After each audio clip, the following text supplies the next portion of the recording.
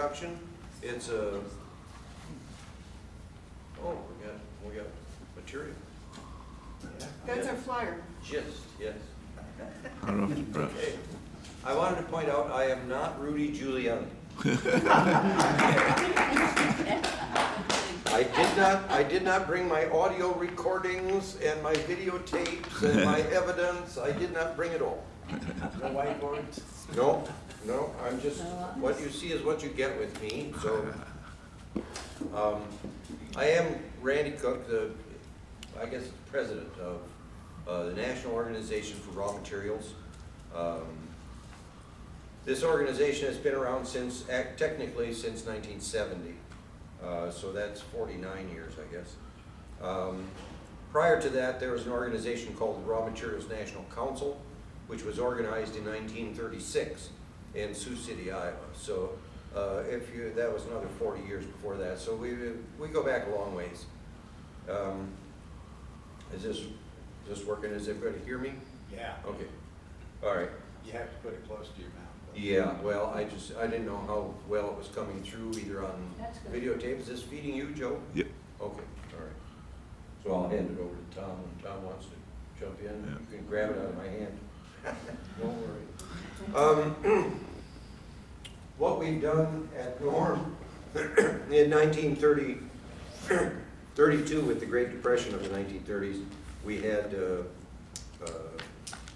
farming took it on the nose. The Okies, the Dust Bowl, the upset in the national economy put a lot of people off the farm and on wheels headed someplace else.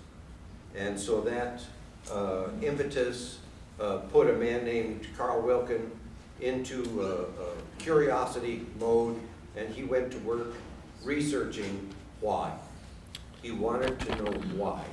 Why one day was a bushel of corn, 56 pounds of yellow kernels, worth $2, and 7 days later it wasn't worth 20 cents. It's the same 56 pounds of yellow kernels. Why is it worth $2 one day and 20 cents 5 days later? He couldn't figure it out, so he went to work and tried to figure out why. And what he came up with, well, I can bring you up a book. I can show you a book that's, he wrote it in 1947. Jeez, Randy around here. It's called Prosperity Unlimited. The American Way. Now, this is not the only piece of work that he did. He also did, well, Joe's seen some of the stuff. There's a transcript of a meeting, the first Congress of Industry and Raw Materials at Sioux City, Iowa in 1938. And that was, we've got a copy of that over there. Joe Bongiovanni went to Ames, Iowa, into the library at the Iowa State University, dragged out bunches of the Vincent Roster collection. There, Vincent Roster was a Norm member and a banker from Hartington, Nebraska. Tom knows Vince Roster, knew Vince Roster quite well, and took a lot of education from Vince Roster. I brought Tom with me because Tom knows the practical effects of what bad money does on the ground, watching it happen in North Dakota. And so I want to include that here because the practical results, the effects of bad money is what we're talking about. Well, let me start with what I brought. This is Frederick Soddy. If nobody's studied him, do it all you can. It's tough, it's a slog, it's a challenge, it's a nightmare, perhaps. Because he doesn't know how to use a period. I think he never could figure out where to put a period, so he just runs on and on. Lots of commas, lots of semicolons.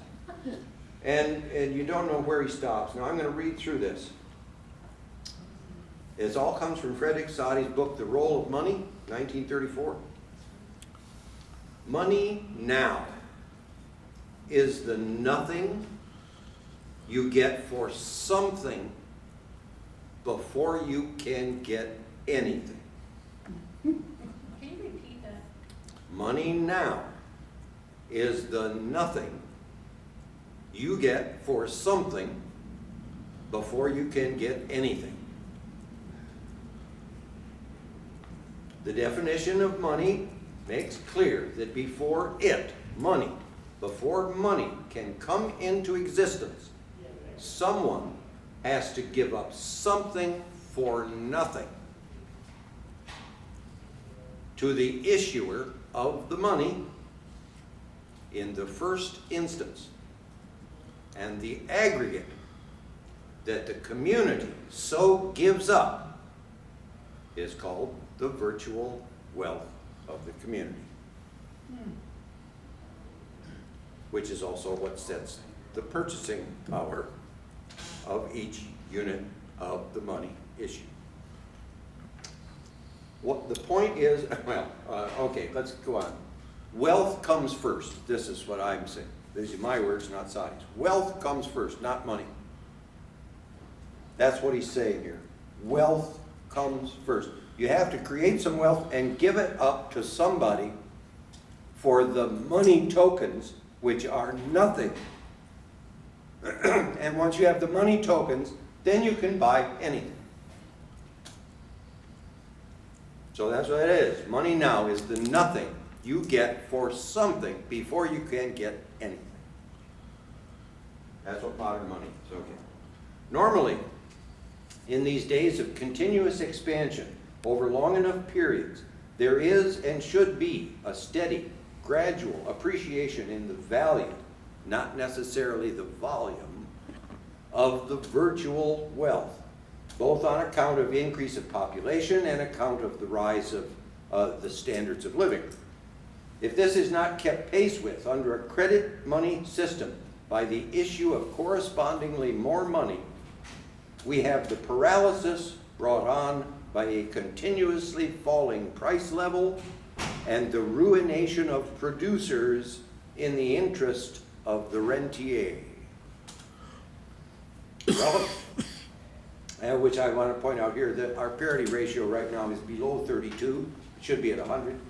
And we have a depopulation in the rural areas, which I'm going to have Tom talk about. But Sadi goes on. But it is absolutely essential for the purpose that money should be issued freely as a gift to the nation, which gives up gratuitously the goods and services it is worth, and then only after the increase of prosperity has occurred, when goods without money to buy them are actually awaiting sale. If, as in the past, it is issued as a debt to the banks for producers to buy goods and services to sink in new production, in addition to making the issuer of money the uncrowned king, it cannot be issued without raising the price level, which means that your purchasing power has been messed with. I have a couple of examples here. Making the issuer of money the uncrowned king, that's what we saw there 11 years ago. The banks were too big to fail. They were the kings. You can't decrown the king. And as far as issuing it with the rising price level, I watched a Perry Mason episode on TV the other day. It was from 1958, and the woman, one of the characters in there, was talking about receiving a stipend from her aunt, who had been killed, was the murder victim, of $350 a month. In a 1958 episode of Perry Mason, $350 a month, you know what that is in 2019? Anybody? $2,500. $3,100. $3,100 a month in 2019 versus 61 years earlier was $350. Yeah. So there's your rising price level. I mean, it's the constant churn. In other words, we're always issuing the money before the wealth. And this is the common Keynesian thought process that has been inculcated into us. We think that way because it seems to be the way things work. And it's a lie, and it's the thing we have to train ourselves not to do. The wealth comes first, not the money. We each have to produce wealth first before we can expect our money to follow. Okay, well, the general common sense proof of the rising price level and the uncrowned kings being the issuers of money is that you do not, by mere tricks of accountancy involving imaginary negative quantities, affect by one iota the physical processes by which new wealth is created, but only those by which the incidence of the distribution of the existing wealth among its various claimants and owners is effected. It is amazing, but nevertheless quite in keeping with the age that is passing away, that till quite recently it was common to ascribe to the moral mystery of credit and the peculiar virtues of the British banking system the expansion of wealth that was due to the growth of knowledge. Thus, the orthodox fell into the very same error that they were and are so fond of ascribing to other, especially monetary reformers, namely the absurdity of thinking that all could get rich by means of the printing press and tinkering with the currency. So that was Frederick Simon. And all I wanted to get out of that was wealth comes first. That's what Norm has said. That's what Carl Wilkins said. That's what this whole book here establishes through painstaking research of the mid to late 30s.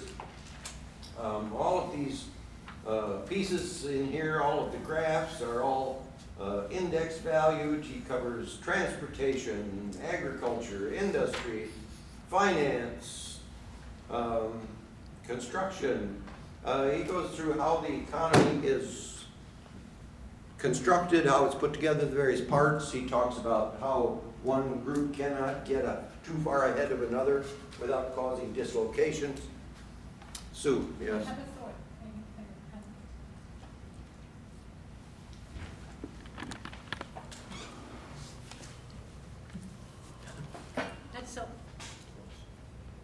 That's so interesting because when you read American history and you're back in the 19th century and it's like, wow, it's so good to have, the banks were there because then business really needed the money, right? And you're taught, you know, well, if we didn't have the banks there in our history, we wouldn't have all of this business and we wouldn't, you know, have all this prosperity and everything. Right. That's how they put it. That's how we're expected to think about it. That's what keeps the banks in charge of the economic activity, of course. And yet it is the wealth that makes the difference.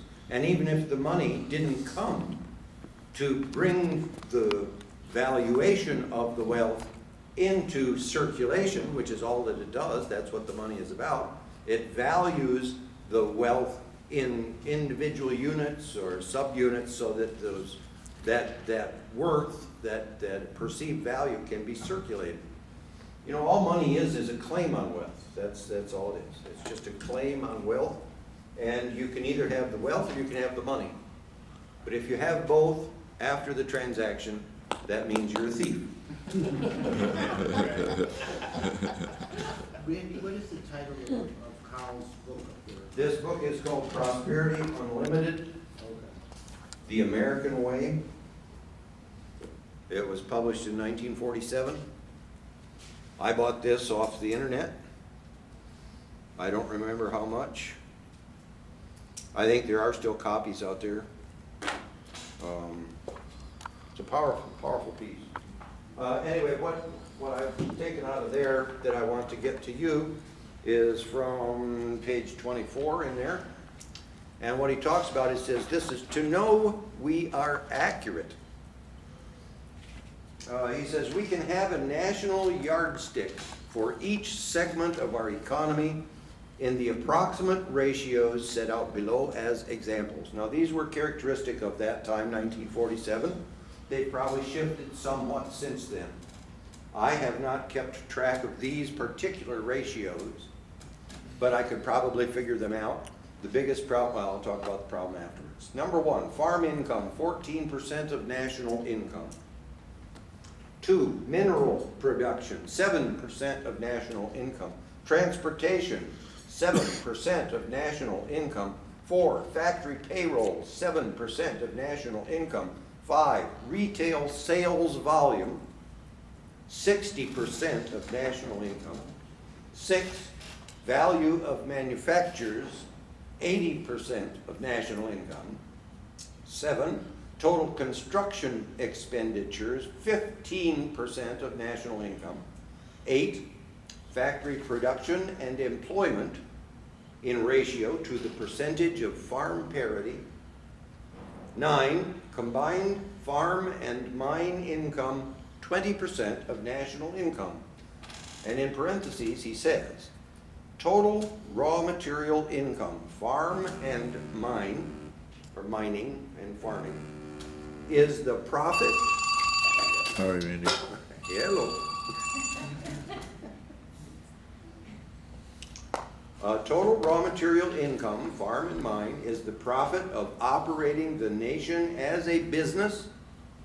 The profit of operating the nation as a business, and represents the possible earnings on all capital investment in the nation.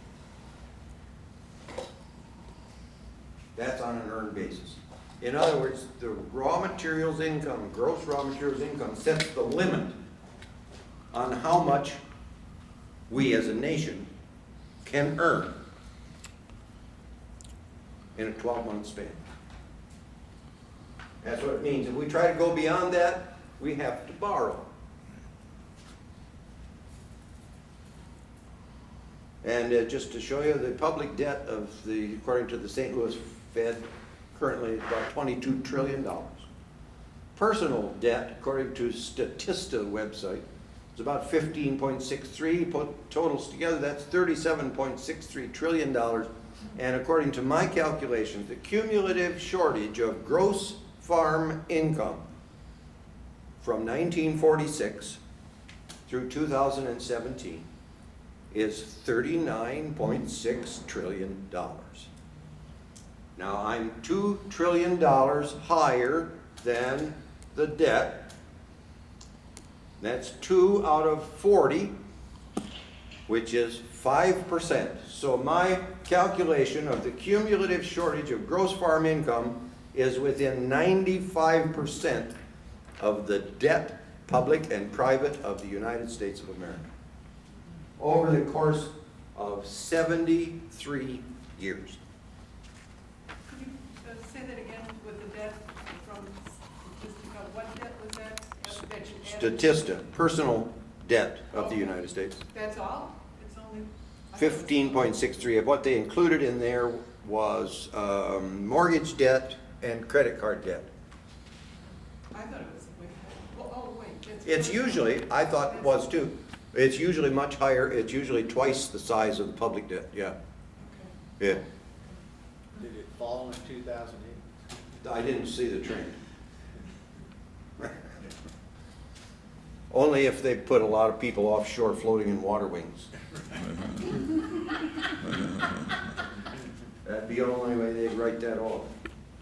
Now, talking about making people float with water wings, I want Tom to talk about this shortage of right now, by the way, the first thing he said here, 14%, farm income, 14% of national income. He's talking about gross farm income, 14%. Currently, I didn't even look the number up. I know that it's less than 1/2 of 1%.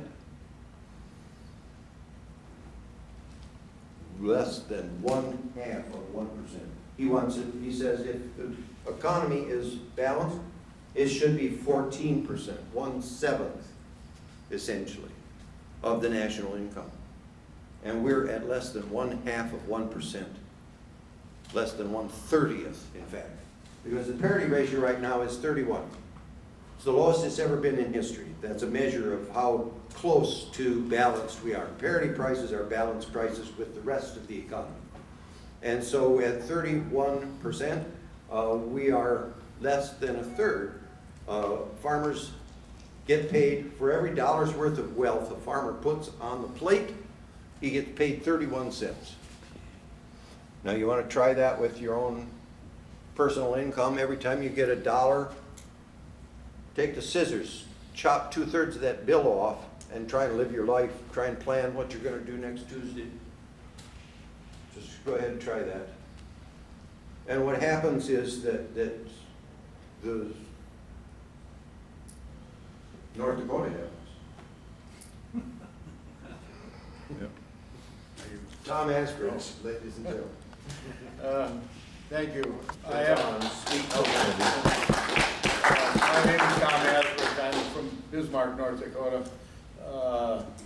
I've known Randy for a number of years. I was a protege or student of Chuck Walters and Vince Rossiter.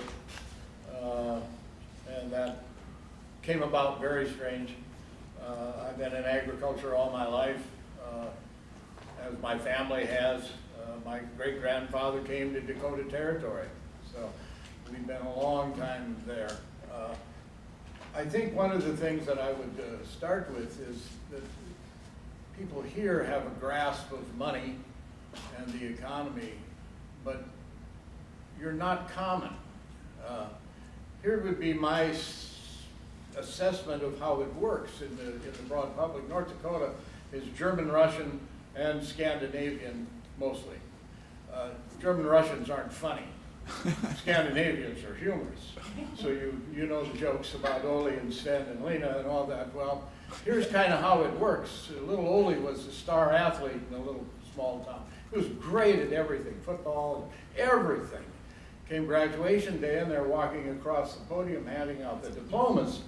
And little Ole comes up and the principal says, little Ole, you can't graduate, you're short of credit. Oh, the audience just hollered, no. He said, well, you're short of credit in math. So they start hollering, give him a chance, give him a chance. So the principal is rather wise in thinking this is not a good thing. So he says, well, little Ole, we'll give you an opportunity to graduate if you can answer one math question. What's 2 + 2 + 2? And little Ole didn't even think, he said 6. And the audience hollers out, give him another chance, give him another chance. So I think that's basically the way the public is with the money system and the economy. We just don't know very much, but we're victims of it. At home, the township that I lived in now has 2 farms in a 36-section township. How many was there before? Oh, well, in the homestead days, every other section had 4 farms. Gotcha. We were in railroad land grant, 128. so every other section there was owned by the Northern Pacific Railroad in the land grant, which they stole, interestingly enough, from the Dawes Act of 1887.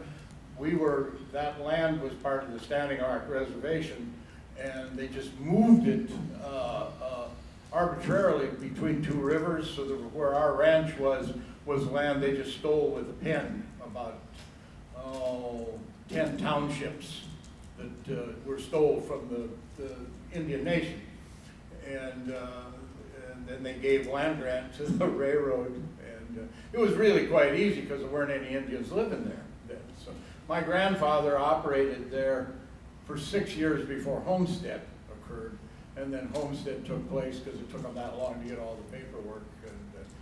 And he took about 40 sections to operate on a railroad land and wouldn't pay him a lease. He said, you want money? Fence it. And they never did. They weren't going to come, so he just used the land.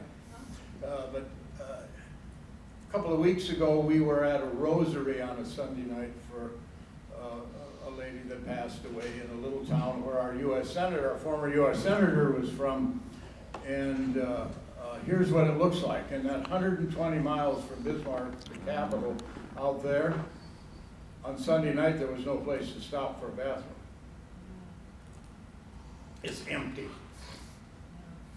The oil boom has masked it. You know, we're now the second largest oil producing state in the nation. We have 16,000 producing oil wells now, and growing, and it's in a really small area. It's only about 100 miles by 100 miles with all of that oil. Which part of the state? Pardon? Where is the oil in the state? Which part? In the northwest corner. Our state is rather unusual in how it's divvied up. The eastern half is farming, the southwest and the west is livestock, cattle country, and then the Bakken, the northwest corner, is a combination of all that. The Indian reservation there at Fort Berthold Reservation would be the 7th largest oil producing state in the nation if they were independent. So there's money flowing there. It's an incredible boom. The oil companies control the state. But agriculture is on a tipping point, both because of some weather incidents, but the leverage that has been incurred in the elimination of the industrialization of agriculture has happened because of the price structure. No other reason. It's whatever is told to the public, you know, it's modernization, it's high tech, it's management. None of that, or efficiency, or accessing the world markets, none of that is true. It's the price. It's the price. That's why we have now operations there, farming operations of 50,000 acres plus. That's why we have no small towns left. They're all gone. That's the consequence. Nobody voted on any of this. It's just taken place. Some of you are aware of some of the policies of our country. Let me give you an example of one. In the Clinton administration, there was a determination that we were going to take the Mexican corn market, because we could do it. Mexico is a large consumer of corn in their diets, as you know. It's just it's not in America, but in Mexico it is. We have the Mexican corn market. We had to displace 15 million Mexican subsistence farmers to do it. Nobody asked them. Now, if you do the data and study it a little, part of the problems we're having at the border is because those people had nowhere to go. So they came here to get a job. So we're producing corn we shouldn't produce in a fashion that's not healthy for the environment, chasing an export market because we have to have a bigger truck, not more money. That's the theory. You have to have more bushels of corn at less money. So what you're talking about here in monetary policy and monetary reform fits into this very well. But again, how to convince the public that this is important is a real tough job, I think we might be in such a state of flux now, possibly because of the current president, that maybe the potential for real change is floating around out there. I mean, there's a lot of rumbling, there's no unity, there's just division, but there is a level of dissatisfaction and frustration and fear that I haven't seen in my lifetime, at least the way I observe it. So it looks like it's an opportunity for me. When I met Walters and Vince Rossiter and started studying Parity, and of course, underneath all of that is monetary policy. It's farm policy, but it's monetary policy. Parity is a measurement of the purchasing power of a production, of any unit of production. The purchasing power.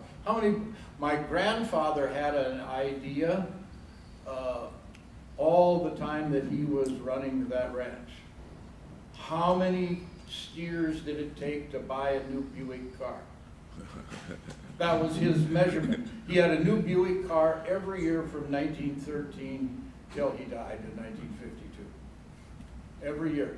He was a prosperous, savvy, smart guy. But that was his measurement. How many steers does it take to buy a new Buick? That's parity. Well, today, it takes an incredible amount of steers to buy a new Buick. That's what's wrong. And that's why the people from rural America are coming here. And I don't think Chicago needs them, nor wants them. And, you know, if we did a monetary reform of some fashion for real, I think you could repopulate rural America. And I don't think it would be very difficult to, and I think it would be good for every part of the country to repopulate America according to what we want. Well, and it's not really about farmers, I mean. No, parity is, in the end, doesn't have anything to do with farmers. I was part of the industrialization of agriculture in my career, because I drank the tea. You know, you had to get bigger or get out. You had to get smarter, more efficient, and all that stuff. And I had goals, and I had people that I observed, and my segment of agriculture was rather an unusual one. But I looked at people that were successful and said, this is what you have to do. And in the end, what it meant was that's how you depopulate rural America. And it's not sustainable. And it's still going on. So I think this is an important discussion to have. And also, we're in a political process beginning. And to see if there can be some influence brought into the people that run this country to run it for our benefit. And that seems to be a few that are thinking that way, not very many. And it's hard to convert these kind of things into politics, for certain. It really is, because when I told my daughter where I was going, she said, how much yawning would there be to talk about monetary policy? Tell her what she does. She teaches psychiatric nursing at the university. No, I said it is similar to watching paint dry, but for some of us, it's a passion, because we seem to know that it affects every part of our lives. So. Thanks so much. I have a question though. You say monetary reform can repopulate rural America. Can you fill in the links to that for me? Well, we've depopulated rural America with the price of wheat. Just as a for instance, it's the price of wheat. So if we have a sound agriculture policy, which wouldn't be hard to do, actually sound ag policy is all on the books. All you have to do is re-implement it. Randy was involved in a lawsuit. I was involved in a lawsuit way back in '96 that tried to force that, because the policy is still there. Yeah, there's no law needs to be passed. No, you don't have to, the government doesn't have to borrow any money. They don't do anything. So if you monetized agriculture, which that would do, it would free up people to move back to rural America, because there'd be opportunity. There sure would be more opportunity in rural North Dakota than there is in downtown Chicago. And it doesn't take people very long to figure out if there's opportunity, people go. And they try to prosper. And they, you know, isn't that what makes America work? What do you mean when you say monetize agriculture? Right.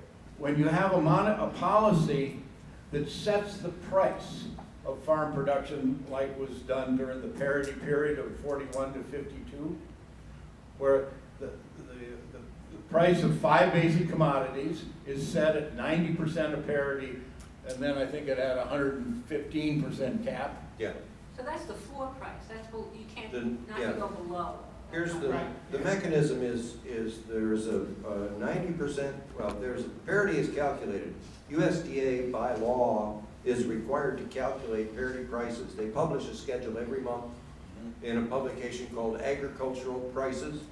You can go on the nass.usda.gov website And one of the choices across the top is called publications.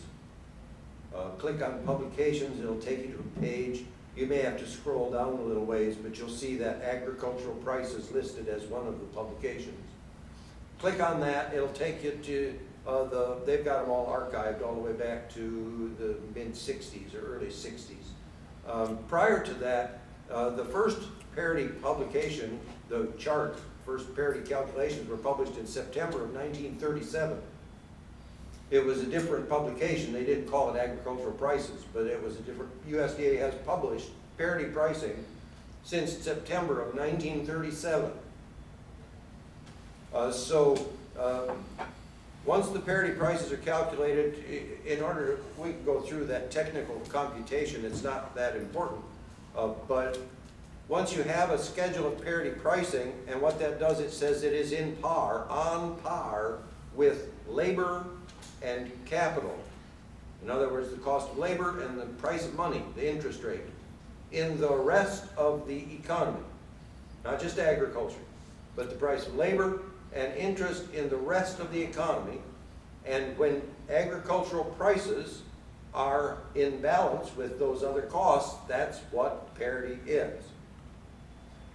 But what I'm still missing here is, I hear you saying that if you set the prices and make them reasonable, you'll help solve this problem. Well, it will solve the problem. But what's the link there between that and monetary reform? It sounds like you could do price setting and parity with or without monetary reform. What it does is exactly what Sadi pointed out needs to be done here.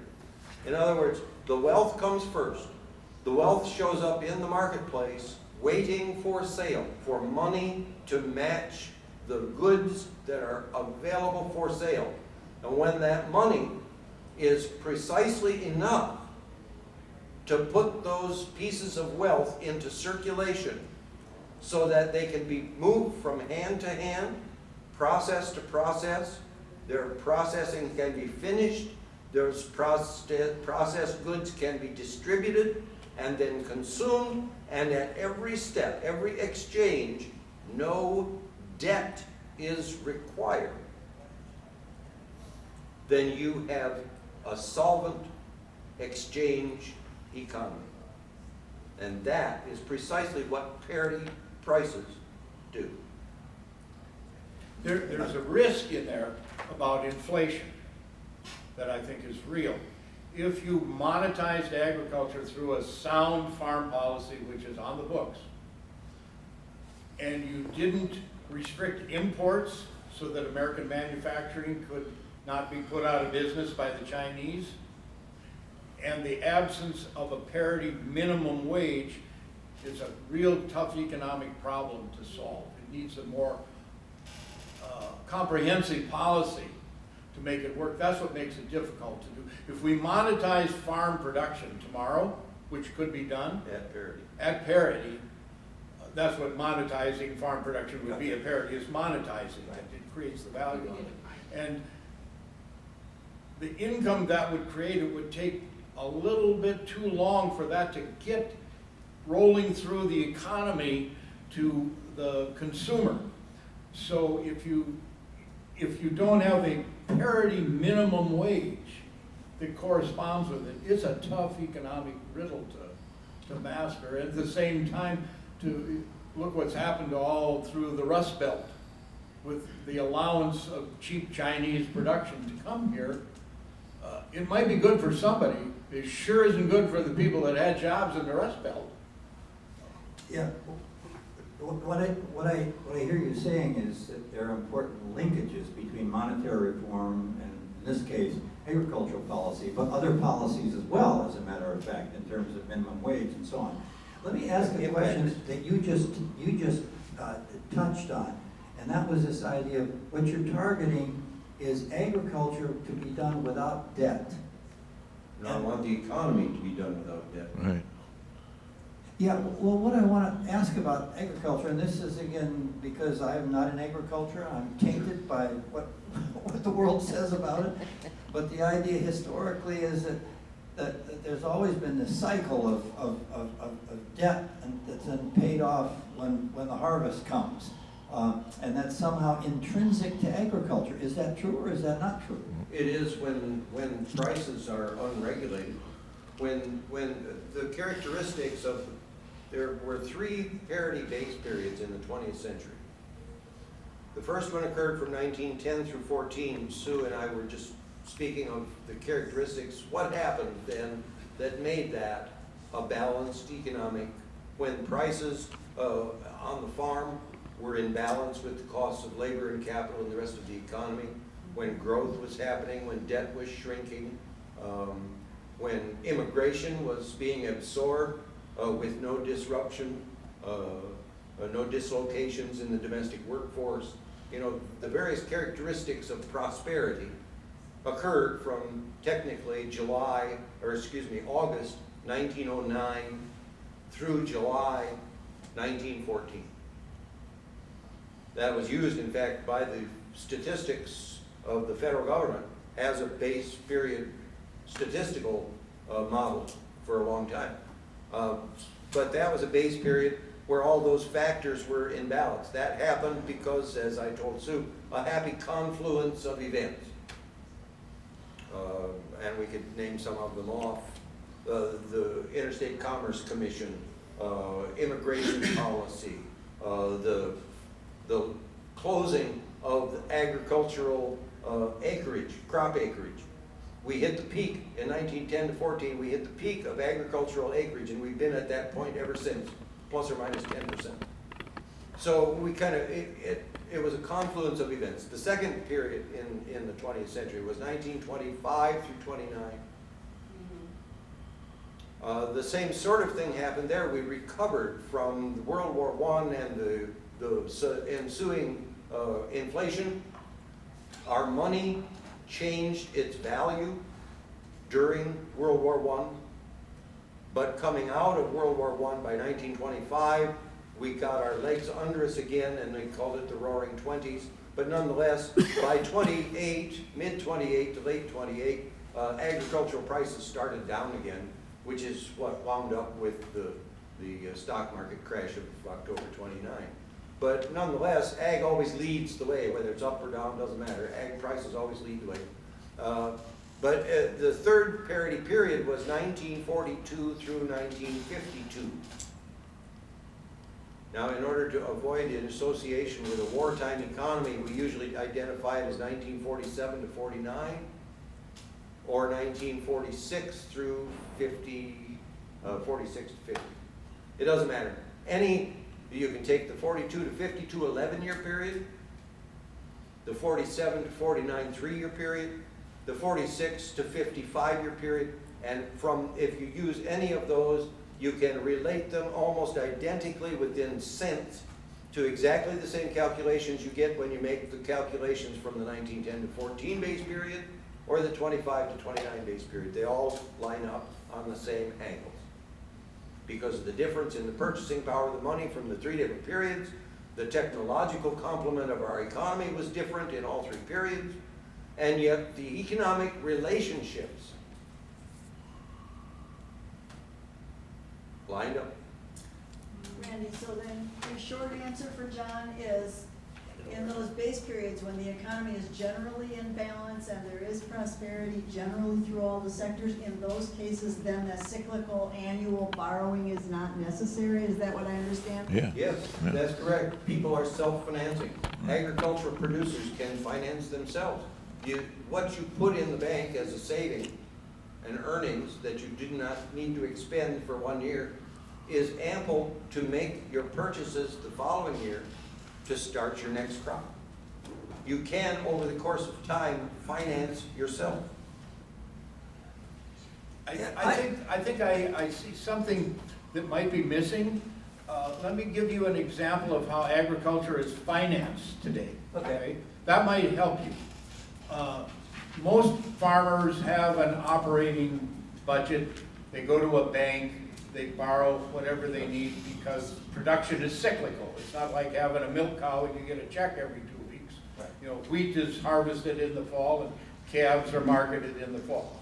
So it's cyclical.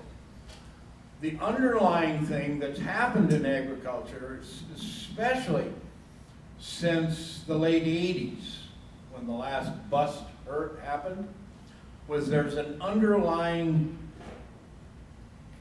financing by mortgaging real estate, long-term. So most farms out there have had the bulk of their financing is a mortgage on the land. Okay, so you'll have an operating debt and a real estate debt. Okay, usually a 30-year mortgage, like a house, 20 or 30. That has been utilized to prop up agriculture. When you can't make your payment out of what you sold to pay off your operating debt, Your earnings. out of your earnings, you didn't earn enough to make your payment, So you have to borrow, Right. mortgage the farm. then you refinance the land, At current prices. inflate the value of the land to cover the operating loss, and create a new balance sheet that you, as a bank, you can lend money on. And as long as that cycle keeps working by land inflation, it works. We hit the end of the chain and landed. Let me give you an example of it. Back home, Just like housing. it's similar, only it's worse. Right. Back home, there was a little ranch that straddled the North Dakota-South Dakota border, and the old Norwegian fellow was a bachelor, and he died at 99. It was a 3,900 acre ranch. I was on it, I knew the details of it, the grass. It was damn poor grassland. It was 20 acres of cow grassland, if you can picture it. 20 acres. They just sold that to 5 neighbors. Now that to me, at $100 an acre, if you had cash and you invested it, you'd lose money on your investment. $100. At $100 an acre. You couldn't make a return off the beef you could produce. That's all it's gonna do is grow beef. You're not gonna grow cotton. There's nothing coming off of that but beef. It just sold for $1,175 an acre to 5 neighbors. They have an excuse that comes from the land-grant universities. Get bigger or get out. And then the cultural thing is, we don't want outsiders buying up our farms. The reality is, the inflation of the balance sheet for those 5 little ranching operations that just bought that props up the balance sheet for about 50 miles around. The land isn't worth $1,175 an acre, but it's on the books. Now, the cattle market is an unusual collapse, one I've never seen in my lifetime. You have cheap grain and cheap cattle. Strange phenomenon. It's usually the reverse. Those guys are not going to make their land payments or their operating payments this year out of gross income. And the banks are screaming. They have no way to inflate it anymore. They've hit the end of the inflation chain. They're in Washington while we're here, secretly, quietly trying to get Congress to prop them up. This is monetary. It looks fiscal, but it's monetary. Those banks are in jeopardy of collapsing. They want the government to bail them out. They don't want them to bail out farmers. They want them to bail out the banks. And they're having a hard time selling that in this conservative era. Free enterprise and all. But they're just screaming. They want some agencies to buy up this bad debt and relieve the banks of it. Well, what I think is probably likely to happen is they won't. And they'll let the big banks absorb the collapsed small banks. And the big fish eat the little fish. Nobody cares about the ranchers that are going to go out of business. Who cares about them? That's right. I had backed a ways with a lot of water under the bridge since I wanted to ask this question, or not a question, but I had wanted to answer John about how this was going to, I can't remember what, help the farmers, help employment, help local economies and everything. If you make it so that you can make a living at farming again. You know, you're gonna attract a lot of people. I know a lot of people that want to farm already and they can't because they can't make a living at it. I know people that work 2 jobs so they can farm a little bit. And, you know, I just think that the opportunity, if we opened up that opportunity, it would go big. Well, that's what the Green Party wants to do. We want to localize the economies. We want to invest in local economy. And I think this pricing needs to get in our platform because that would do it. basically. Well, one of the things that's being complained about now at the federal level is the lack of policy space. That's what they're referring to. They don't have, the Federal Reserve doesn't have enough interest rate area Sure. to manipulate and keep what they consider to be the money on target. Because what they're trying to do is to make sure the banks always have the upper hand. This approach is always available because we haven't been at par since 1952. And so, you know, it will put money on the ground at the bottom, the foundation of the economy. Now. And it will not do it in an inflationary way because it is new money meeting new wealth at the first point of sale. Just exactly what Sadi talked about. Yeah, but Tom also talked about difficulties with that in terms of imbalances, with just going that route without considering these other things. There was some international imbalances, was that? Well, he mentioned the tariffs Yeah, Not that are required in order to Yeah. make it a complete solution. yeah. But the completeness of the solution, what do we have now? Think about cause and effect. I mean, it's been down so long it looks like up to me. Here's an example, of cause and effect. When the economy faltered in post-1952, the government and the political system responded by saying consumers need cheaper stuff because they can't buy. That's right.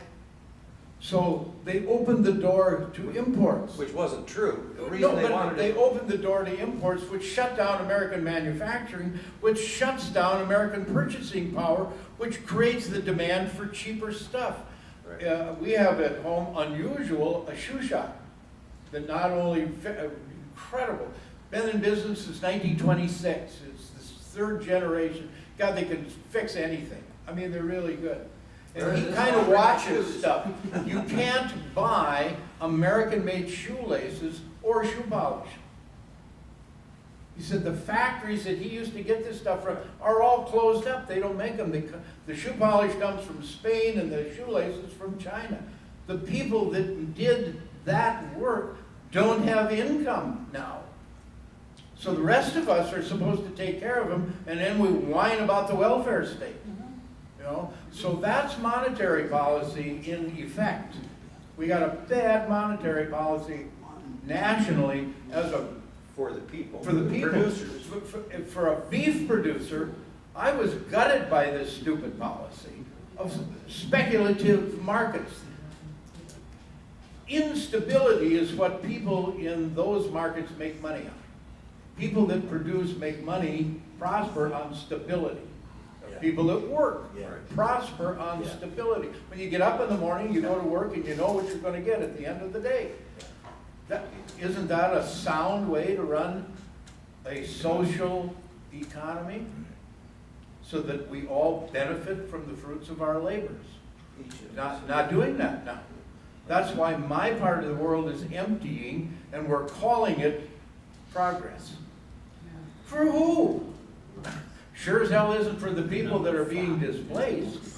And one of the big things that's so troubling to me is the people that are being displaced don't get it. They just don't, they're influenced in such a way that, well, it's just progress.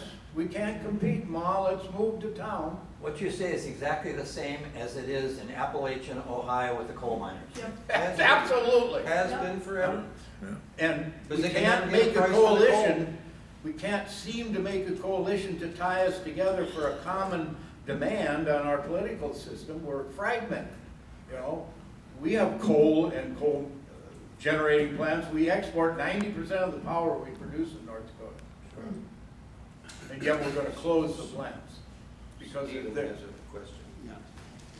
There's a queue of 5 people, nearly half of us.